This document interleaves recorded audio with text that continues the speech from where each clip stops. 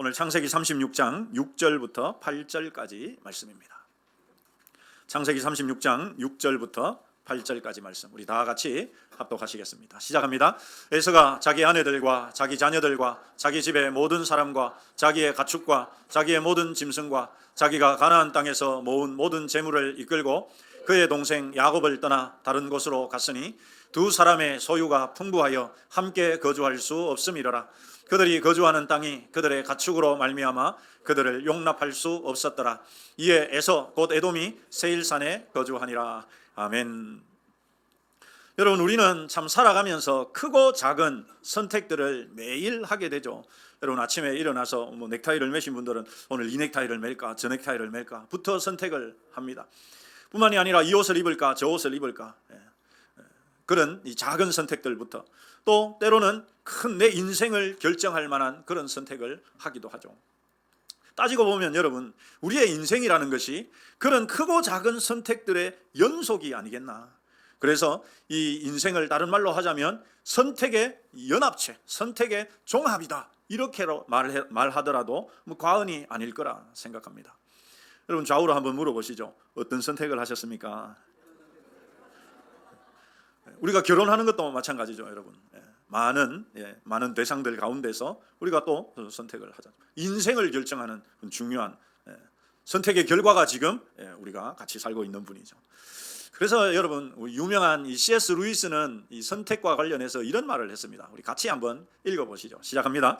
인생은 매 순간 선택이라는 갈림길에 서 있으며 그 선택들이 모여 우리의 영원한 모습을 빚어낸다. 저는 참 이 말이 굉장히 와닿는 게, 매 순간순간의 선택들이 모여가지고 내 영원한 모습을 빚어낸다라는 이 말이 참 가슴에 와닿았습니다. 여러분, 그러고 보면 참 우리가 마주하는 이 인생의 선택들이 결국은 내 인생이다, 그것이 내 인생이 되는 것이죠. 여러분, 오늘 우리가 읽은 이 창세기 36장은 우리가 일용할 양식, 매일 성경을 읽어가시는 분들은 이 창세기 36장 우리가 읽은 지 얼마 안 되기 때문에 내용을 좀 아실 텐데, 여러분, 이 창세기 36장은 한 장 전체가 에서의 족보, 에서의 후예들에 대한 족보만 기록이 되어 있어요. 겉으로만 보면 정말 이름도 잘 모를 그 지루한 이름들이 쭉 나열되어 있는 에서의 족보, 말 그대로 여러분 족보책인 것처럼 보여집니다. 그런데 우리가 이 한 장 안에서, 이 36장 한 장 안에서 한 사람의 그 선택이 가져온 거대한 영적인 파동뿐만 아니라 그의 결말까지도, 비극적인 결말까지도 함께 담아내고 있다라는 사실입니다. 본문은 아브라함의 손자이자 이삭의 장남인 이 에서에 대해서 에서의 마지막 선택을 다룹니다. 그는 가나안 땅을 뒤로 하고 여러분 세일산으로 떠나갑니다. 그런데 여러분, 우리가 작은 것을 선택을 할 때도 이유가 있고 내가 그것을 선택한 원인이 있지 않습니까? 그런데 에서가 그렇게 이 가나안 땅을 뒤로 하고 세일산을 향해서 떠난데도 이유가 있습니다. 성경은 그 이유를 통해서 마치 이 에서를 변호해 주는 것처럼 이렇게 말하거든요. 같이 읽어보시죠. 시작합니다. 두 사람의 소유가 풍부하여 함께 거주할 수 없음이로라. 그들이 거주하는 땅이 그들의 가축으로 말미암아 그들을 용납할 수 없었더라. 여기에 두 사람은 바로 에서와 야곱을 말합니다. 야곱과 에서의 소유가 너무 많은 거예요, 여러분. 당시의 소유들은 대부분 가축입니다. 그러니까 가축들이 너무 많다 보니까, 땅은 제한된 한정적인 곳이니까 두 사람이 그 각자의 그 많은 가축들을 거느리고 같이 살 수가 없는 거예요.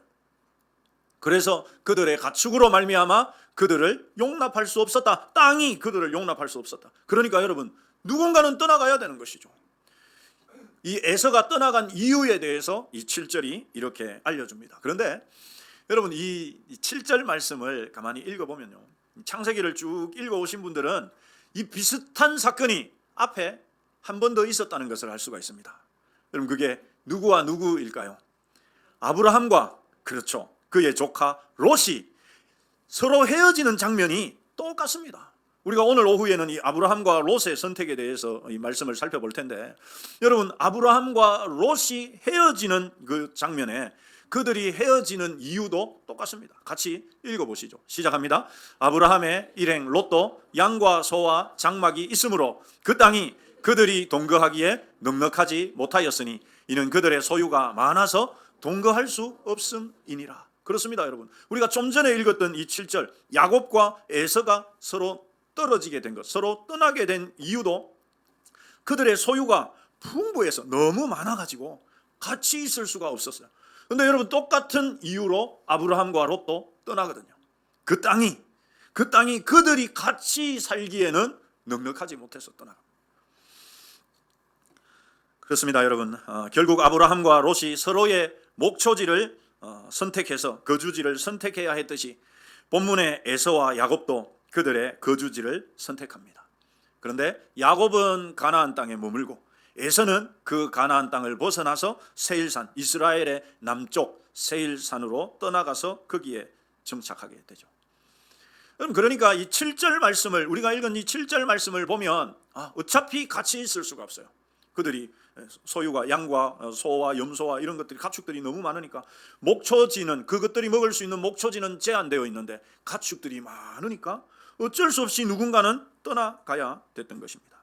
그래서 여러분, 7절이 에서가 떠나야 했던 타당한 이유를 이렇게 알려줍니다. 함께 있고 싶어도 있을 수가 없다는 거예요. 그래서 에서는 떠나가죠, 여러분. 당시에 제한적인 목초지로 야곱과 에서의 많은 가축을 먹일 수 없었고, 그래서 함께 거주하게 된다면, 그래도 야 우리 같이 살자, 그렇게 같이 살게 되면 여러분, 둘 다 공멸할 수밖에 없으니까 떠날 수밖에 없었습니다. 여러분, 에서가 떠나간 데는 분명한 이유, 왜? 같이 살 수 없는, 목초지가 제한되어 있고 가축들은 많고, 그러니까 어쩔 수 없이 떠났다는 것을 이 7절이 우리에게 알려주는 것입니다. 그들을 용납할 수 없었더라 해서 이 용납하다라는 단어가 바로 그것을 보여줍니다. 땅이, 그 목초지가 그들 전부를 용납할 수 없으니 누군가는 떠나가야 되는 거예요. 그래서 여러분, 7절은 두 번에 걸쳐서, 노란 글씨가 두 번에 걸쳐서 에서가 떠나든지 야곱이 떠나든지 둘 중에 누군가는 반드시 떠나야 하는데 에서가 떠나간 거예요. 여러분, 여기에 잘못이 있습니까, 없습니까? 여기에 잘못이 없어요. 왜? 둘 다 같이 살다가는 같이 죽을 수밖에 없으니까 에서가 떠나가죠. 여러분, 에서는 우리가 지난주에 살펴봤듯이 남자다운 사내대장부적인 성격이 있었거든요. 그래서 쪼잔하게 막 이거 가지고 동생하고 막 왈가왈부 하고 싶지 않은, 야 아이 됐어 내가 갈게, 이게 에서란 말이죠, 여러분. 에서의 그 남자다운 성격이, 야 네 있어 내가 갈게, 이런 거예요. 에서의 이 남자다운 성격 멋있어 보이지 않습니까? 남자들에게는 약간 이런 그 뭐라고 해야 되나, 허세가 좀 있죠. 말이야, 내가 오늘 살게, 이런 것들이 좀 있습니다. 그러니까 이 에서가 여러분 떠나간 것은, 야 정말 남자답다.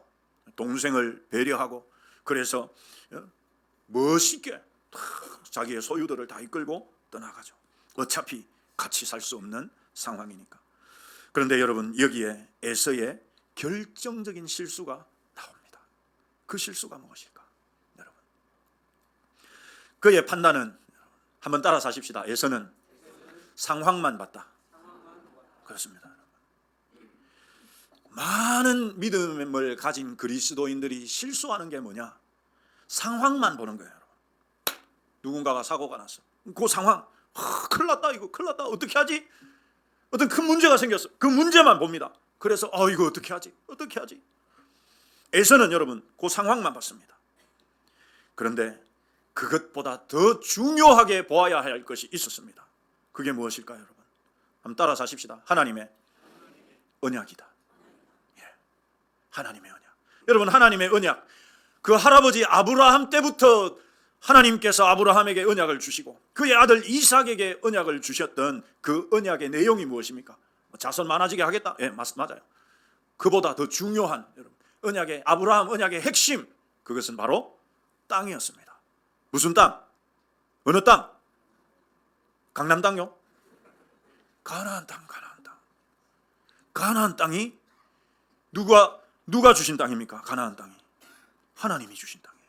하나님이 아직 안 줬지만은 하나님이 약속으로 내가 아브라함에게 주었고, 그 아브라함은 그 땅을 정말 귀하게 여겼어요. 그래서 아들 이삭을 결혼시킬 때도 차라리 내 아들 결혼을 못 시키는 한이 있더라도 가나안 여자들 안 돼, 또 가나안 땅을 벗어나는 거 안 돼. 이게 아브라함의 믿음. 그 믿음은 어디에서 왔느냐? 하나님의 언약을 붙잡는 데서 있었거든요. 근데 여러분, 우리가 겉으로만 보면, 야 에서 진짜 남자답다, 야 동생 너는 여기 살아. 내가 갈게. 내가 떠나갈게. 자 가자. 이래가지고 여러분 얼마나 멋지지 않습니까? 그런데 여러분 당시에 가나안 땅은 넓었단 말입니다. 얼마든지 다른 곳에 가나안 땅에 정착할 수 있는 다른 곳이 많이 있었어요. 그런데 하필이면 하나님이 주신 그 가나안 땅 경계를 에서는 넘어갑니다. 롯이 요단 들판의 넉넉함만을 보고 소돔을 택했듯이 에서 역시도 눈앞의 풍요를 위해서 언약의 경계를 스스로 허물어버리고 나아가 버립니다. 그런데 여러분 참 아이러니한 것이 있어요. 그렇게 하나님이 약속한 언약의 땅을 이 에서가 넘어서 그 경계를 넘어서 세일산으로 갔으면 이 에서가 망하고 거지가 되면 우리 믿는 사람들이 야, 이 에서 봐라. 에서 믿음의 땅을, 언약의 땅을, 하나님의 언약을 소홀하게 여기니까 이래 쫄딱 망하는구나. 야, 우리는 믿음대로 살아야 돼. 교훈을 받을 텐데 여러분 에서가 어떻게 되느냐? 에서가 보란 듯이 잘 삽니다. 이것이 문제예요. 이것이 문제입니다. 에서의 이 눈에 보이는 상황만을 보고서 하나님의 언약은 헌신짝처럼 던져버리고 선택한 이 합리적인 선택이 즉각적인 열매를 맺습니다.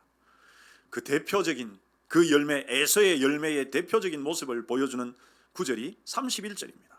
같이 읽겠습니다. 시작합니다. 이스라엘 자손을 다스리는 왕이 있기 전에 에돔 땅을 다스리던 왕들은 이러하니라. 여러분 에돔 땅이 바로 에서가 정착한 땅입니다. 이 31절이 보여주는 말씀이 뭡니까? 이스라엘은 아직 왕이 이 나라의 기틀도 다지기도 전에 이미 에서의 땅에는 뭐가 세워져 있었습니까? 나라가 번듯하게 세워져 있고 왕들까지 있었다는 말이죠. 31절 이후를 보면 그 에돔 땅에 이스라엘에는 왕이 아직 생겨나려고 생각도 안 하고 있는데 이미 다스리는 왕들의 계보가 쫙 나옵니다. 뭘 보여줍니까 여러분? 세상적인 눈으로 보면 에서는 성공했어. 야곱은 어떻게 됩니까? 야곱은 지질이 궁상이에요. 계속해서 떠돌아다니다가 결국은 어떻게 됩니까? 애굽에까지 내려가가지고 애굽에서 잘 살았습니까? 요셉이 살 동안은 잘 살았어요. 근데 거기에서 노예로 힘겹게 살아가고 있는 그때 이미 에서는 왕국을 나라를 세워가지고 왕들이 막 줄줄이 왕들이 통치하는 강력한 왕정 국가를 이루었단 말입니다. 여러분 이게 문제입니다.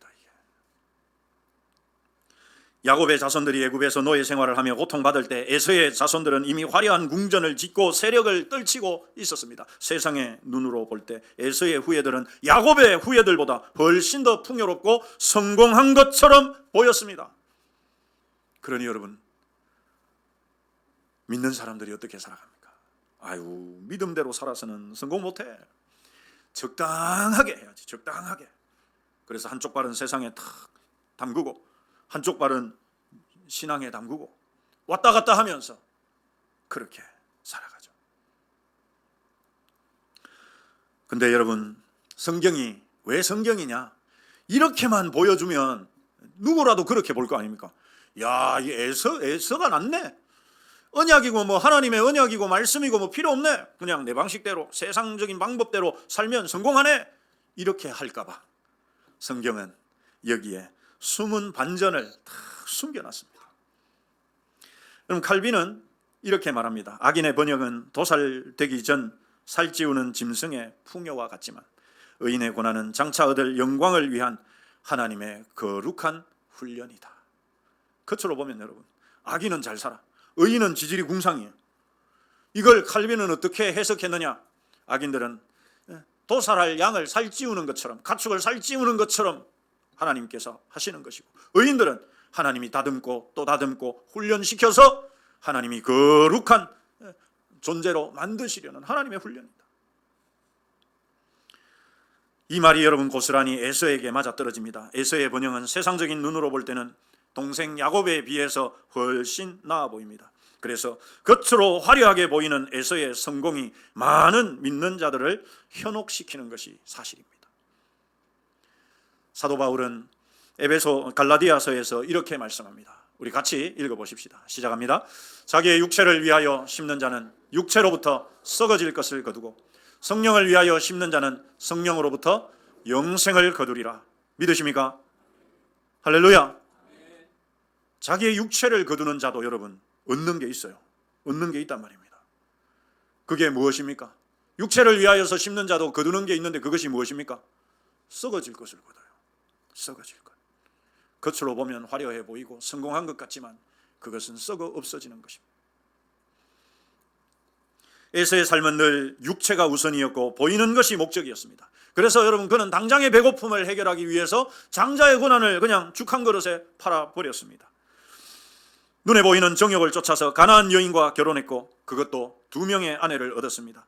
그 가나안 여인들이 아내들이 부모님의 근심이 되자 이번에는 다시 이스마엘의 딸과 결혼하기도 합니다. 결정적으로 그는 당장의 재산 보전을 위해서 가나안 땅을 떠나 세일산에 정착했습니다. 여러분 만약 에서에게 하나님의 약속과 언약에 대한 마음이 조금이라도 남아 있었다면 그는 가나안의 경계를 벗어나지 않았을 거예요. 가나안 땅에도 얼마든지 에서가 정착할 다른 땅들이 있었기 때문에. 그러면 무엇을 보여줍니까? 에서가 세일산에 정착했다는 것이 무엇을 보여줍니까? 그의 마음에는 하나님의 약속이나 하나님의 말씀이나 하나님의 언약은 전혀 고려의 대상이 아니라는 것입니다. 전혀 마음이 없었다는 것입니다. 에서는 철저하게 육체를 위해 심었습니다. 그런데 문제는 그렇게 육체를 위해서 심는 자도 거두는 것이 있단 말이죠. 36장 전체가 에서의 후손과 그의 후손인 에돔 왕들에 대한 기록을 담고 있습니다. 여러분 36장을 읽어보면 에서도 야곱 못지않게 번성합니다. 여러분 야곱은 몇 지파의 조상이 됩니까? 12지파를 낳지 않습니까? 에서는요 더 나갑니다. 13족장의 조상이 됩니다. 그러니까 에서로부터 시작된 족속이 13족속이나 됩니다. 그래서 여러분 이 36장을 읽어보면 그 에서의 종족들이 쫙 나옵니다. 게다가 31절은 이스라엘에는 왕도 나라도 생기기 전에 벌써 에돔에는 왕이 통치하고 있었습니다. 완전하고 튼튼한 나라를 갖추고 있다는 말이죠. 그래서 여러분 에서의 이 선택이 많은 믿는 자들에게 유혹이 되는 것입니다. 에서의 선택으로 그가 망하고 거지가 되었다면 우리에게 여러분 얼마나 좋은 교훈이 되지 않았겠습니까? 그래서 성경은 에서의 성공과 번영만을 말하지 않고 에서의 결과에 집착해서 우리가 유혹당할까 봐 반전을 이렇게 숨겨놨는데요. 여러분 바로 31절 이하에 나오는 이 에서의 에돔의 왕들의 족보라고 말씀을 드렸죠. 31절 이후에는 에서의 그 후예들의 나라 에돔 왕들에 대한 족보가 나오는데요. 여러분 우리 32절 33절만 대표적으로 읽어보겠습니다. 같이 읽겠습니다. 시작합니다. 부올의 아들 벨라가 에돔의 왕이 되었으니 그 도성의 이름은 단하바며 벨라가 죽고 보스라 사람 세라의 아들 요밥이 그를 대신하여 왕이 되었고. 여러분 이 에돔 에서의 후예들이 세운 에돔의 첫 번째 왕이 부올의 아들 벨라가 왕이었습니다. 초대 왕입니다. 자 그런데 여러분 이 32절 33절을 읽고 하나님께서 우리를 위해서 숨겨 놓으신 그 반전 그게 무엇인지 한번 찾아보십시오. 그게 무엇일까요? 겉으로 보면 여러분 에돔의 후예들이 왕들이 쫙 생겨나거든요. 그러니까 야곱의 후예들은 아직 나라도 못 갖추고 지금 애굽에서 노예 생활하고 있는데 이미 에돔에는 왕들이 세워졌단 말이죠. 그래서 거기에 현혹되지 말라고 하나님께서 숨겨 놓으신 반전 그것은 바로 이것입니다. 이게 뭐냐 여러분? 자, 두 번째 벨라를 이어서 왕이 된 두 번째 왕은 벨라의 아들입니까? 다른 사람의 아들입니까? 다른 사람의 아들이에요. 벨라의 아들이 아니에요. 여러분 그러면 왜 벨라의 아들이 왕이 되지 못했을까요? 왜 벨라의 아들이 왕이 되지 못했을까요? 벨라가 아들이 없었기 때문일까요? 아닙니다. 벨라가 죽고 난 다음에는 이 요밥은 누구냐? 보스라 사람. 그러니까 벨라와는 다른 족이었어요.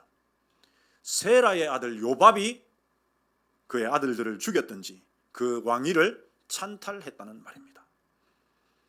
왕위의 승계가 아버지로부터 아들로 부자 세습이 이루어지지 못하고 피비린내 나는 전쟁과 피 흘림으로 그 왕좌가 이어졌다는 말입니다. 여러분, 이런 에돔의 상황이 평화로워 보이십니까? 어지러워 보이십니까? 네, 빛 좋은 게살구다. 빛 좋은 게살구다.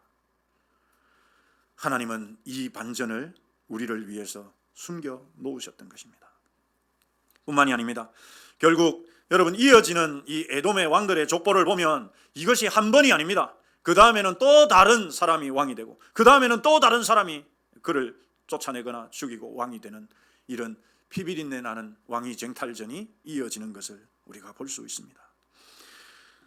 게다가 여러분, 육체를 위해서 심은 결과를 본문은 잘 알려줍니다. 왕국은 얻었는지 모르지만 그 끝은 썩어질 것이었습니다. 에서의 세일행이 낳은 것은 비극으로 끝이 납니다. 에돔은 훗날 이스라엘이 망할 때, 나라가 망할 때, 고난당할 때 비웃고 조롱하다가 그들 역시도 완전히 나라가 망해서 아예 역사의 뒤안길로 사라져버립니다. 에돔족은 지금 존재하지 않습니다. 그러나 야곱의 후예들은 지금도 번듯하게 나라를 세워서 이어져 가고 있죠. 비록 이스라엘에는 당장 눈에 보이는 왕이 없었습니다. 그러나 그들에게는 보이지 않는 왕이 언제나 있었습니다. 보이지 않는 왕이 누굽니까? 하나님이셨습니다. 신학자 아더 핑크가 이렇게 말했는데 우리 같이 그 말을 한번 읽어보시죠. 시작합니다. 세상 사람들은 하나님을 두려워하지 않아도 이 땅에서 신속히 세력을 키우지만 하나님의 백성은 하나님의 손길 안에서 어떻게? 천천히 뭐 된다고요? 연단된다. 어쩌면 여러분, 우리는 에서가 되기를 원할 수도 있습니다. 에서의 성공을 부러워할 수도 있습니다. 에서가 더 낫지, 이렇게 말할 수 있습니다.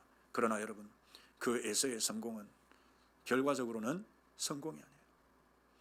야곱의 길은, 야곱 정말 여러분 고생하지 않습니까?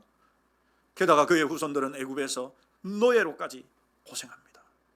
그러나 그 결말은 하나님의 연단을 통해서 그들을 귀한 자리에 언약의 후예로 지금까지도 이어오고 있습니다. 사랑하는 성도 여러분, 에서의 선택은 결국 어리석은 선택이었고 그의 세일산행은 멸망으로 가는 걸음이 되고 말았습니다. 에서와 에돔의 결말은 우리가 어떤 선택을 해야 하는지를 잘 보여줍니다. 문제는 여러분, 우리에게도 어쩔 수 없는 선택의 상황은 반드시 있다는 것이죠. 그때 어떤 선택을 할 것이냐? 그때 어떤 선택을 할 것이냐? 우리 한번 따라서 하십시다. 육체가 아닌 성령을 위해 심는 선택을 합시다. 여러분, 육체를 위한 것이 뭐고 성령을 위한 것이 뭔지는 구체적으로 말씀드리지 않아도 다들 아실 것입니다. 때로 믿음의 선택은 손해볼 준비가 되어 있는가? 이 질문에 대답하는 것과 같습니다. 내가 나를 위해서, 육체를 위해서 심는 것은 금방 드러나서 내게 유익이 되는 것처럼 보이죠. 성령을 위해서 심는 것은 금방 나타나지 않습니다. 하지만 성령을 위해서 심는 것은 그 결과가 드러나지 않아도, 금방 나타나지 않아도 그것이 정말 나에게 유익이 되는 것이고, 때로는 성령을 위해서 심는 선택을 할 때는 손해를 보는 것 같기도 하고 아깝기도 하고 망하는 것처럼 여겨질 때도 있습니다. 그러나 여러분, 믿음을 위한 선택은, 한번 따라서 하십시다. 절대 손해보지 않는다. 여러분, 혹 손해보는 것 같아도 하나님이 반드시 메꾸어 주십니다. 이것이 성경의 진리입니다. 두 번째, 한 번 더 우리 따라서 하십시다. 보이지 않는 것을 보는 훈련을 합시다. 여러분, 이거 참 쉽지 않은 것이거든요. 우리가 눈이 있고 귀가 있으니까 눈에 보이는 것을 보고 귀로 듣는 것이, 들리는 것을 듣는데 익숙하거든. 그런데 중요한 것은 에서가 세일산을 선택해서 간 것은 그가 보이는 것만 봤기 때문입니다. 그래서 여러분, 우리도 보이는 것만 보다가는 에서와 같은 선택을 할 수가 있다.